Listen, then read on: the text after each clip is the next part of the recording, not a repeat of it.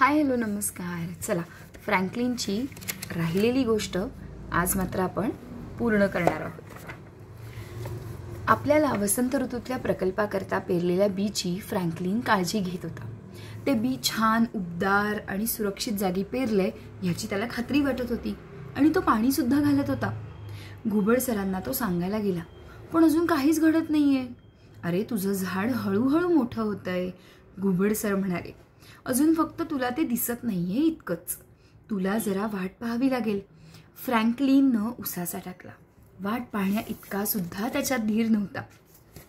घरी गेल्यावर फ्रँकलिननं त्याच्या आईबाबांना बाळाच्या येण्याची तयारी करायला मदत केली. या बाळाला इकडे यायला खूपच वेळ लागणार असं दिसतंय. फ्रँकलिनला त्याच्या आईनं जवळ ओढून घेतलं. हे बाळ वसंत ऋतूत येणार आहे आणि अगदी आता वसंत ऋतू जवळपासच आलाय बरं का. खरं का गं? फ्रँकलिननं आनंदाने विचारलं.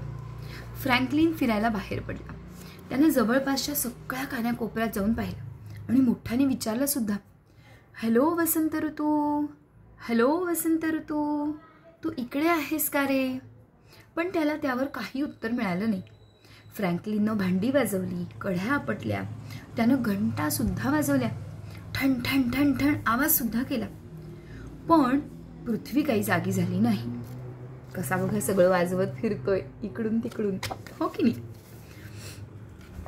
फ्रँकलिननं त्याच्या बागेत जाऊन सुद्धा पाहिलं, पण झाडाचा एकही कोंब अजून डोकावत नव्हता. कुठे वसंत ऋतूचा काही पत्ताच लागत नव्हता. तीच तर खरी अडचण होती, कारण बाळ वसंत ऋतूत येणार होतं. त्यामुळे त्याला वसंत ऋतूची फार आस लागली होती. फ्रँकलिन खूप उदास झाला. जर वसंत ऋतू आलाच नाही तर, आणि त्याला कधी तो दादा होईल ना, का दादा कधी होणारच नाही. फ्रँकलिननं आजूबाजूचा परिसर झाडून पुसून काढला. काय गडबड आहे ते पाहायला त्याचे बाबा बाहेर आले. वसंत ऋतू आता कधी येईल असं मला वाटत नाही बाबा. काळजी करू नकोस, वसंत ऋतू एप्रिलच्या वर्षावात फुलांचा बहर होईल आणि तेव्हा येईल. फ्रँकलिन एकदम खुश झाला. एप्रिल आणि मे म्हणजे वसंत ऋतू हे पक्क त्याला माहिती होतं. त्याच आठवड्याच्या शेवटी त्याच्या घरी वर्षाव समारंभ होता. त्याच्या आईनंच त्याला तसं सांगितलं होतं. रविवारी फ्रँकलिननं रेनकोट घातला आणि छत्री सुद्धा घेतली. मी आता पावसासाठी तयार झालोय असं म्हणाला. अरे, आपल्याकडे तसला पाऊस नाही येणार आहे रे, त्याची आई हसत म्हणाली. आपल्याकडे बेबी शॉवर आहे. बेबी शॉवर म्हणजेच पाऊस ना, शॉवर येणार आहे ना. फ्रँकलिनला बिचारायला काही कळेना. त्याचे बाबा हसले. अरे, वर्षाव म्हणजे आपल्या मित्रमंडळी आपल्या बाळाकरिता भेटवस्तू घेऊन येतात. फ्रँकलिनला वाटलं भेटवस्तू आणण्याऐवजी लोक वसंत ऋतूलाच घेऊन येतील. वर्षावाच्या वेळी हॅरिएट आत्याकडून काही खास भेटवस्तू आल्या. त्यावेळी भेटवस्तूंमध्ये बाळाकरता वापरता येईल असा मोबाईल फोन, फ्रँकलिनच्या आईकरता फुलं आणि फ्रँकलिनसाठी एक छानसा पतंग होता.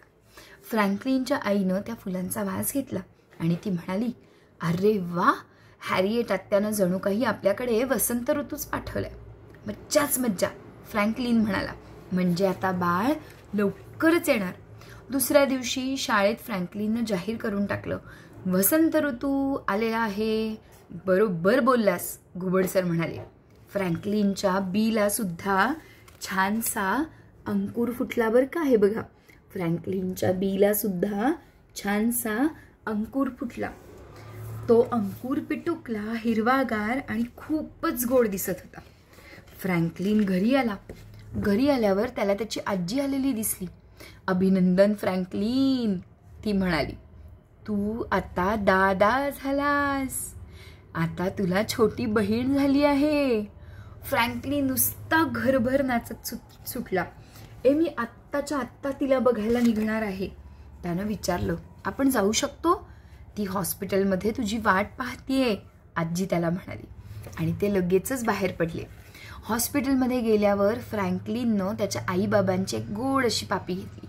बाळाकडं पाहून तो हसला. तिचं नाव काय ठेवायचं? फ्रँकलिननं विचारलं. आम्ही अजून काही ठरवलं नाही रे, त्याची आई म्हणाली. आम्हाला काहीतरी खास नाव हवंय. फ्रँकलिननं त्याच्या बहिणीचं अगदी जवळ जाऊन तिच्याकडे पाहिलं आणि आपण तिचं नाव हॅरिएट आत्याच्या नावावरून ठेवलं तर कारण ती खूप खास आहे आणि हे बाळही खूप खास आणि ते दिसतंही आत्यासारखं. फ्रँकलिनचे आईबाबा हसले आणि हॅरिएट नाव झकास असल्याचं त्यांनी कबूल केलं आणि फ्रँकलिनच्या घरी एक छोटी हॅरिएट आली.